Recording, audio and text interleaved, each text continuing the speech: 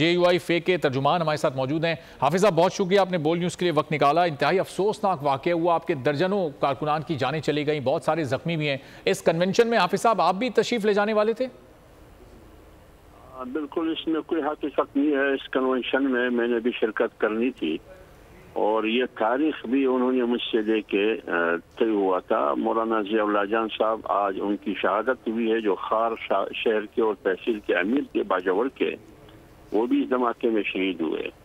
تو سب سے پہلے تو اس دھماکے کی شدید الفاظ میں مذمت کرتا ہوں، اور جو شہید ہوئے ہیں ان کی مغفرت اور روایتین کے لیے صبر جمیل، اور جو زخمی ہے تقریباً 200 کے قریب، ان کی صحتیابی کے لیے دعا گوں۔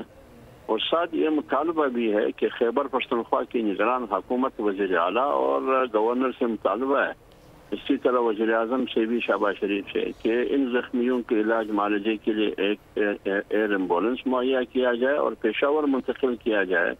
خدا نخواستہ ایسا نہ ہو کہ کوئی دوسرا حملہ ہو جائے۔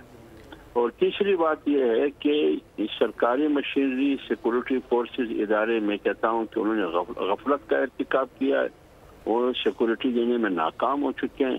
لہذا جس نے بھی حملہ کیا ہے، میرے خیال میں اس کو گرفتار کرنا، ان کو کیفر کردار تک پہنچانا، اور اس کی تحقیقات کے لیے ایک باقاعدہ اعلیٰ سطح کی انکوائری ہونی چاہیے۔ تو اس سلسلے میں تو میرے خیال میں بہت دکھ ہے، بہت افسوس ہے۔ ہمارے تقریباً 35 کے قریب کارکن شہید ہوئے ہیں اور 100 سے زیادہ زخمی ہوئے ہیں۔ یہ حملہ جمعیت پر حملہ ہے، یہ انسانیت پر حملہ ہے، یہ فساد ہے، یہ کلم کلا دہشت گردی ہے۔